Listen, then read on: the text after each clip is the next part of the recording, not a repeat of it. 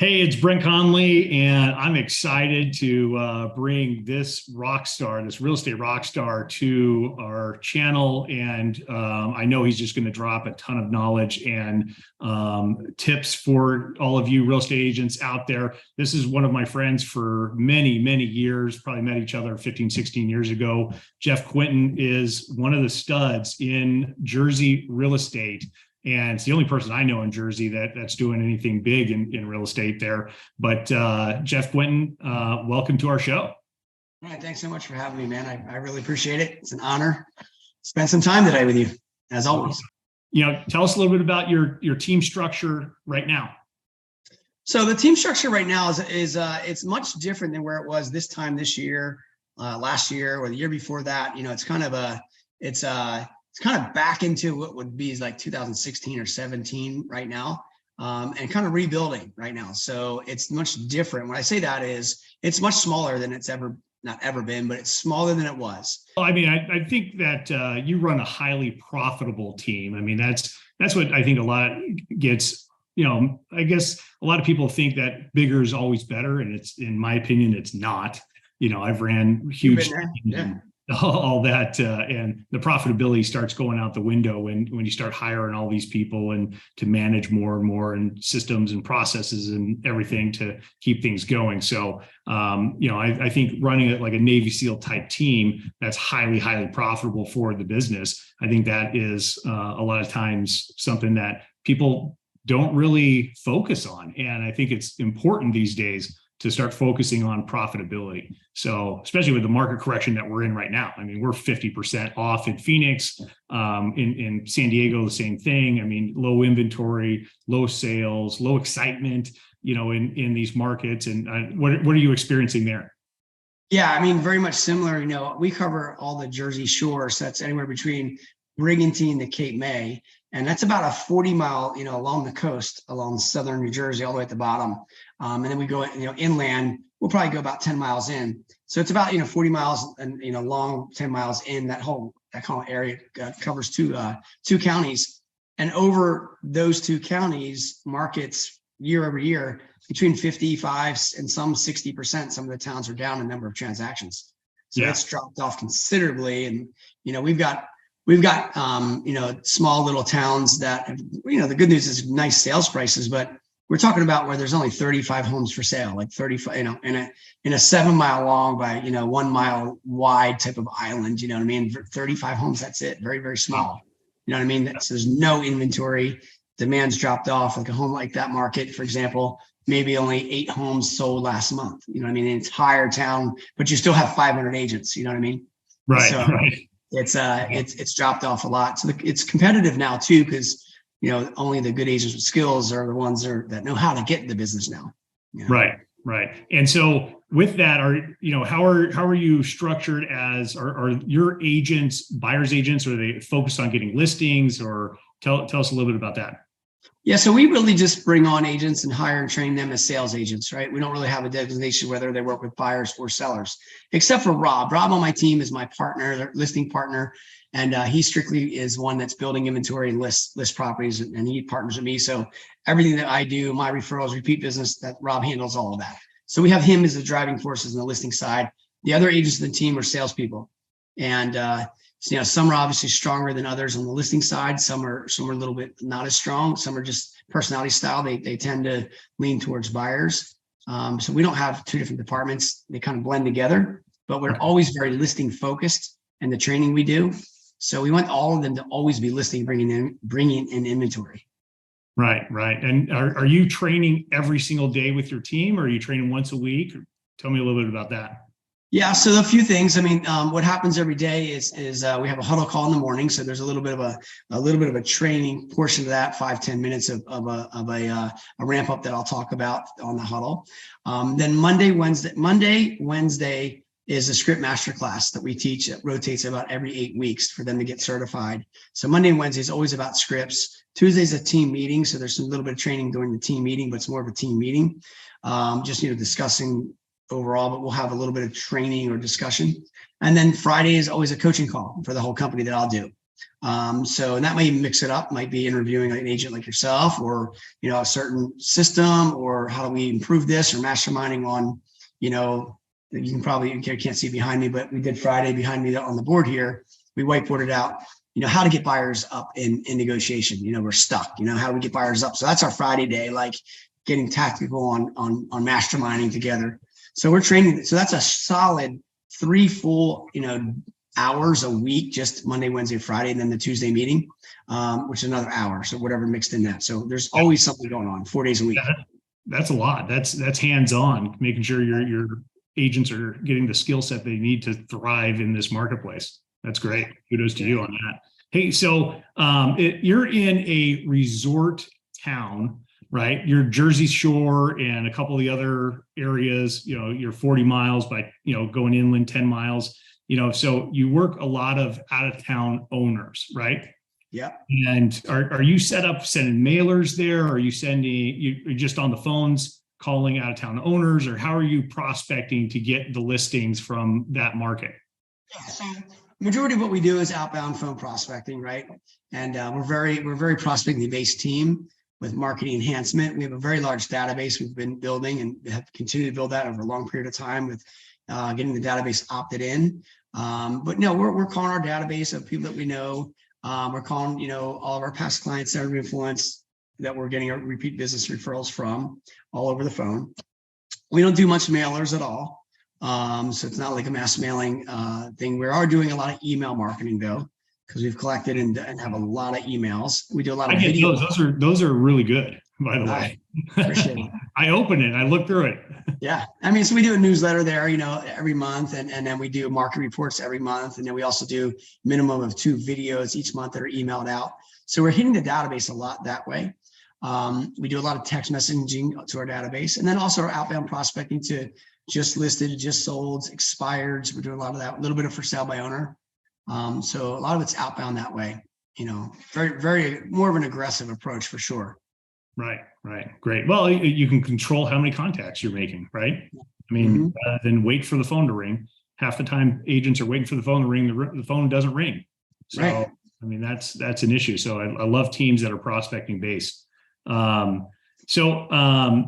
you when you're tracking down expireds or out of town owners, and let's just say an expired listing came up in your marketplace, you really want that listing, it's in your area, that your farm area, your work, or whatever, and how are you getting their contact information?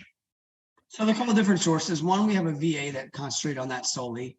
That will go out and look up the tax record information. And then from there, she'll get that tax record information. So again, being in a resort market, a lot of times they don't live here. So we'll do reverse lookups on the property, the subject property that expired, and then the address of where they live, say they live in Philadelphia, right? And so we'll do that. And we'll do that. We have different sources, and you can go from Spokio to People Finders to Exact Dial. Exact Dial is very, very good that we have a service for. And by reverse looking them up, we also go into our database, like our own specific database that we've had for a long time, because maybe we've talked to these people before, we've maybe sold them a home before, they're maybe at some point we've contacted, they've been around, right? They're expired. Maybe they expired 3 years ago, or who knows? And so we search our own data too, because we have a lot of people in there.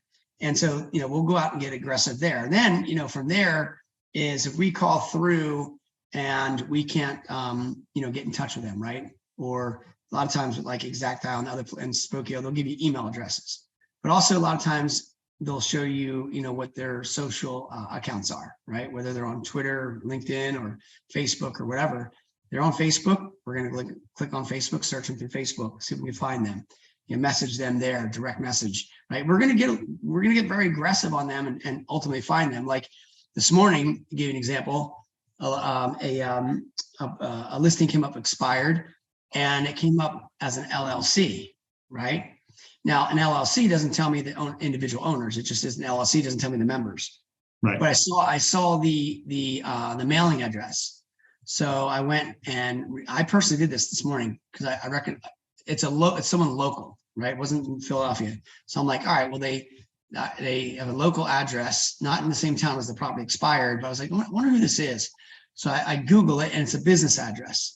Right. And then the business address comes up, and I get to see in there huh, I know who this guy, it's like a financial firm, like accounting firm. And I recognize one guy that works there. I know the name, being local. And so, and on his website, contact us, little bio, has his email, Yeah. right? I email him through, right? Hey, his name is Todd. Hey, Todd, I see that your property came up expired. What do you guys plan to do? Blah, blah, blah. He emailed me back. We're going back and forth to connect right now. It's been out throughout the day. But it's that little extra, like, it's an LLC right now. Actually, let me back this up. I know not only did I reverse look up the address, I also then went to the county, and I go in the county and put in the LLC. And the LLC comes up and shows me all of the transactions that they've ever done. And the way it's in here, there's a code 1 that means deed, 2 means like mortgage or whatever. And I can click on it and see. And so I click on it, and it shows me like any transactions that are being recorded. So these guys, I can see other properties they purchased. I can see they got mortgages, and I can scroll through the actual mortgage, go to the back of the mortgage, and see that what they signed off, to see who the actual mortgagee is going to be, or the mortgagors, the borrower's name, right? Who it actually is within the LLC, because they had to sign it, right, as a member. So now I'm calling that person. Now I have more. I'm not just calling the LLC. I can say, oh, I see it's Brent. You know what I mean? He's part of 123 Banana LLC, right? Hi, is Brent there? I can call and find out Brent's information. So anyway, I'm going on and on, but it's just about finding these people. And what we've always learned is the harder they are to find, the easier it is to list. Right? Yeah, that's great. Yeah. I mean, super tactical, but that's the extra steps that very few people take, right? So that's just a huge knowledge drop right there for everybody. So hopefully they'll take that down. And when you have LLCs like that, you can go to the county and see who the actual member is, right? It takes you 2 seconds if you know how to scroll through the county, at least our records, estates, or you see someone who's deceased, like, or whatever, finding out who the executors are. If you see in the MLS, it might say, the owner might say estate of. Well, those I like, because it's like, okay, most agents are going to take that extra step. I'm going to go and say, who was the previous owner? Let's say it was, Bob Jones. And I know it's estate of Bob Jones. You just go in and Google estate of Bob Jones, or go to obituaries.com or obits.com and type in, estate of Bob Jones in a certain town. It'll come up and give you the whole obituary, and it'll tell you survived by, right? The wife, the kids, the grandkids, whatever. It's going to tell you. And now it tells you, okay, most likely one of them is the executor of the estate. If it's survived by, their 3 sons, and you got Bob Jr. and you got, Jimmy and Michael. Well, all right, well, let me see if I can find them, right? You're going to, and so you got to be a little more of a detective, if you will.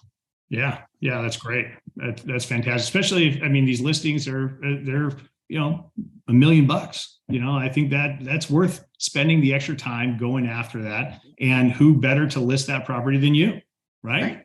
Yeah. That's the attitude I have. If I'm going after a listing, there's nobody else better. I'm going after it. So yeah, I know you have that same attitude too.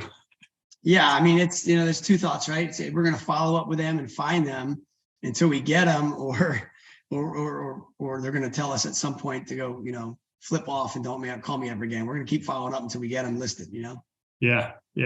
Hey, so I wrote down a question that I wanted to ask. So since you're in a resort area, and you probably are never meeting a lot of these sellers, and you're doing presentations over Zoom or over, maybe through mail or something, depending on, what they're doing. How often are you doing those through a Zoom, like a listing presentation through Zoom? And, are you just sharing screens and kind of show them comps? Can you explain a little bit how you're presenting that data?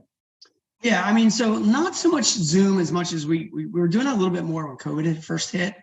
But we're kind of gone back to what we've always done. And it's just been really over the phone and then by email if we're not meeting them, right? And then if they're absentee owner, right, they're not from around here. There's a few steps in the process. One is we're talking to them over the phone. 2, we'll be emailing them our pre-listing package. We'll email them a link about us and link about, why hire us, and maybe a screenshot of our buyers list that we have from our CRM. And we'll give them everything we need to do. And then we'll send them a comparative market analysis with the link. We use Cloud CMA for that. And then then it's a lot of follow-up from there. And then we also use, I use Agent Junkie, if we have to follow up with a little CMA follow-up system with a drip email campaign, a little bit of a drip that goes out automatically, email, text, voice drop, over a period of time if they're not responding, or if we need to just have something follow up. So we're using a little bit of technology there, but ultimately it's over the phone. And, a lot of it for us is presenting it, all of it by email, and then following up, making sure and see if they've reviewed it, and then asking them to pull up the CMA and review it within the email. And then, going through more or less the listing presentation there. Sometimes it's easier to do a three option to them, and say, hey, you've looked at the presentation, right? Or you've looked at the comparable market analysis and the recent solds. And they say yes. And you can say, well, the most comp that's like yours is this. If you look at that, take a look. How many bedrooms did it have? What was the price? See how long it was on the market. We get them to answer a little bit. And then, the three option is, one is you could list the property at, a needle in a haystack, way overpriced fantasy land at X number. And if you can get lucky, maybe it sells in the next couple of months and you net X, you can list it way low, right? Like much less than that. And this would be a price where we're going to generate you multiple offers and create an auction to get you bidded up. Or third, you can price it within what the market's telling us and the comps here, and sell it for X. And this should sell within X time frame, and you'll net X. Based upon the three options on your time frame and price, what price do you think you want to list for? Right. So we give that a little bit of approach over the phone, and then letting them kind of pick of the three. That works a lot of times really well. Right. That's great. That's great. So, you know what, I want to touch on this before we end our call, because this is something that I think is just awesome. And I want to go into it, here is you're riding BMX bikes again, right? So this is fascinating to me. And I'm sure our viewers are going to be excited to hear about this. But the mindset of a person that used to race BMX bikes, went into real estate, has a family, built his life and all that stuff, hugely successful. And then many, many years later, and I don't know how many years, but you decide, hey, I'm going to go race bikes again. And you're killing it. So I'm excited to talk a little bit about that. Tell us your story on the BMX track and how that came to come back to you and get you excited to go race again. Yeah, no, it's awesome. So look, I just turned 50 this year, so it's probably a midlife crisis or whatever you might want to call it. Who knows? You know what I mean? But, so in the 80s we grew up in the 80s. In the 80s, riding BMX bike was kind of like a lot of us did that, right? Yeah. And, if you talk to a lot of, kids growing up, after big wheels got into bikes, and that's what it was. So in the mid 80s, 85 range, I started racing BMX bikes. I was about 12 years old, and I did that from about 12 to about 16, 17 years old. Once I had to get a car and get a job, I wasn't able to go and afford or go do it on my own anymore. And I kind of grew out of it, I guess. So I raced BMX bikes for 6-7 years, right, as a kid. And, I was a national rider back then and enjoyed it, and did very well. And then basically, I completely got out of sport for years and years and didn't even pay attention to it at all. And probably within the last, I'd say, 7-8 years, it seems though that like it's made a little bit of a comeback with older guys that used to race. It's actually, there's been a ton of it before, but I was noticing a little bit more. A couple kids that I grew up with in the 80s, they end up going on to become almost like Olympic riders and world champions. And I used to follow them through Facebook and see what they're doing. I'm like, holy shit, the guy's back racing again, or never stopped. You know what I mean? Yeah. And so I'd follow from afar, and then I'd stop at the local track here. There's a national here a couple of years ago. Went out and I met one of my buddies who was in from California. He actually lives in San Diego. He's like world champion, and he was there, and I went out and visited, and I saw what was going on. And then I kind of left from there. And then 2 years later, like in 2020, it's COVID time, right? And I was like, you know what? I'm sitting around, I'm not exercising, I'm playing golf, but that's not really exercise. I want to do something that's more like inspiring. I played tennis a little bit, and that was fun, but I'm watching, I started YouTubing and watching some nationals and stuff. I'm looking around like, dude, are guys really that are 48 years old racing bikes? I think there's going to be a bunch of little kids, right? Most people think that way. And I started looking around and they're like, there's a shit ton of guys racing. I'm like, get out of here. So I went out to the track one day and I saw one of the older guys there. His name's Doug. He's like 50, he's like 55 now. He's like 52 then. And he's there practicing. I said, hey, I used to race bikes as a kid. I said, a lot of guys, like our age, race. He goes, yeah, we get a bunch of guys out here. So local races, not so much, but the state races and the bigger ones, we'll have a full class and it's competitive. I said, wow, maybe I'll get back into this. So anyway, it was beginning of December of 20, or beginning of, the month of December in 2020. And my wife says to me that year, hey, what do you want for Christmas? And I'm like, I don't really need anything. And so, she didn't know what to get. I said, I'll tell you what, don't buy me anything. I'm going to start bike racing again. I'm buying myself a BMX bike. So this is December of 20. If you remember December 20, this time of year, like you couldn't get bikes, you couldn't get anything, right? Like the world itself, you couldn't just anything you ever wanted, you couldn't get. So I went shopping around trying to find a bike, and I came up with a bike called Chase, and it was a kind of a bike that's already built, a race bike. I didn't have to go build it and get all the parts and all that. So I bought a bike out of the box, and then I went to the track in December. It was cold as hell here in January, which it is in Jersey, and just started training. And I had my first race in March of 21, and then so now fast forward, it'll be 2 years next month. That's great. Yeah. And so I jumped right back in it and training right now and on the national circuit. I was in my age group last year and ranking 18th in the nation. They only take the top 20. So I advanced through like the novice to intermediate to expert rider, fairly quickly in the last year and a half. And so that's kind of what I'm doing, man. That's fantastic. So how many hours a week are you training for the championships? Well, so it ended the year season, if you will. The Grand Nationals ended in November or at Thanksgiving, and then so the month of December I kind of took off a little bit, just chilling, And then right after January, so I went to one national about second or third week in January in Virginia, and then I do another. My next national is going to be in Rock Hill, South Carolina, at the end of March. So I'm back training again. Outside's a little hard because the weather here. But I go to a physical trainer for 3 days a week for BMX specific, like training for the gym kind of stuff and resistance and kind of stuff for that. And then I'm on the bike as much as I can. At least right, I'm trying to get on the bike maybe outside twice, 3 times doing sprints, or it depends on the weather right now. Right. I'm back out. But then once the weather breaks here, I try to get on the bike at least. I don't know and especially when the light, for here, save the light changes, because right now it's getting dark at 5:30. So once the light changes, I'll probably try to get on the bike 4 days a week at least, plus racing on Saturdays. Yeah, on local races. Yep, that's great. 18 in the nation's a big deal. That's a big deal. That's cool. Yeah, I'm happy about that. And people always say, "Oh, there's only probably 18 guys out there." No, there's a lot. I know there's a lot. Yeah, hundreds that compete for it. Yeah.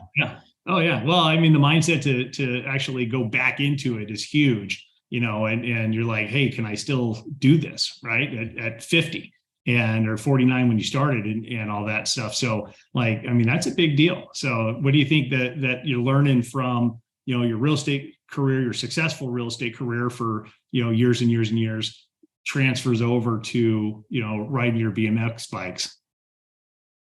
What transfers over is the amount of practice, right? I guess the thing is mindset, understanding mindset behind it, and what you can do and you can achieve, and how quickly you can do something and achieve, because I put a lot of time in BMX. Yeah. And I'm watching it, I'm studying it. I'm like, this past weekend, there was nationals in Houston, and I went back and watched all those guys and my competitors and other age groups. And I'm studying it. I'm a student of it right now. I'm addicted to it. And then I get on the track and I practice different jumps, manuals, starts, sprints to the first. All different things you do, just like we do in real estate, right? So it just, any agent right now that's new or getting back in real estate, or like getting back in BMX, but let's say I was brand new again, you could advance that quick in 2 years and sell a lot of homes. And like as quickly as I advanced from going brand new back into BMX to 18th in the nation in 2 years, you can do it. But it takes an awful lot of determination, mindset, and working on the damn skills. I work on my bike skills all the time, and I break them down. So just like real estate, like, hey, part of the skills is objection handling, right? That would be part of, okay, how do I do it my best gait, right? Listing presentation. Okay, well, maybe that's a full lap, right? For me, right. BMX, learning listing presentation. Well, maybe that's manualing the third straight. It doesn't matter how we break it down, but you got to take it in segments and work on those specific things. And so what's transferred over for me is taking the same mindset and work ethic and working on the skills of real estate and transferring over to understand the working of skills in BMX. Same thing. Right. It's all skill based for sure. It's all skill based. Yeah. And, I put on this shirt today, 1% better, 1% better every day. Right. And it's going to add up to a tremendous amount. Even if you don't hit it every single day, you hit it, 2-3 times a week, you're going to start winning. And that's what it's going to take to succeed in this real estate market, in your BMX racing. And I bet you're going to be top 10 within the next year. So that's my goal. My goal is to get there. And, this is like anything, like, I've got a coach, right, for training me right now, physically. I've been associating myself with all the kids at the track that are just rock stars. One of the things we did this year of our planning advance for our team is I hired a guy named Connor Fields, and Connor was he's two-time Olympian and a gold medalist Olympian. He's now since retired, young cat. He's only in his late 20s, 30 years old right now. And he lives in Vegas. And, I flew him out to come speak to our team back in the end of October at our planning advance. And, so it's surrounding myself. And then I wanted to learn from a gold medalist, right? And then because of that, and I've got a relationship with him, and I can call him anytime. He sends me some products that he endorses and he owns. And, I see him at events now and spent, 3 days with him here, one-on-one, a lot of it. And I got so much knowledge out of it, on BMX and mindset and his skills and what he did to become number one in the world, or number one, Olympian in the world. So surrounding yourself by people doing just like in real estate, who you surround yourself with, masterminding, you get better. And I just transferred all that same skill in the BMX. Yeah. That's fantastic. Yeah. All right, Jeff, our time's almost up. So I just wanted to make sure that if anybody watching this, it's local Jersey that needs a great leader in real estate, that they can contact you, or if anybody else around the world that has questions, to give them your contact information to reach out. Yeah, the easiest way is all social media is at Jeff Quintin. You can email me, jeff@thequintingroup.com. We service, as I mentioned earlier, all from Brigantine to Cape May, Atlantic and Cape May County. We are going back and starting to go and expand again. And, primarily our market that our clients come from is the greater Philadelphia area. So we're looking for agents in the greater Philadelphia area right now to expand our business with. Awesome. All right. Well, I appreciate you coming on the show, Jeff. Yeah, bro. It was a pleasure. Thanks for having me.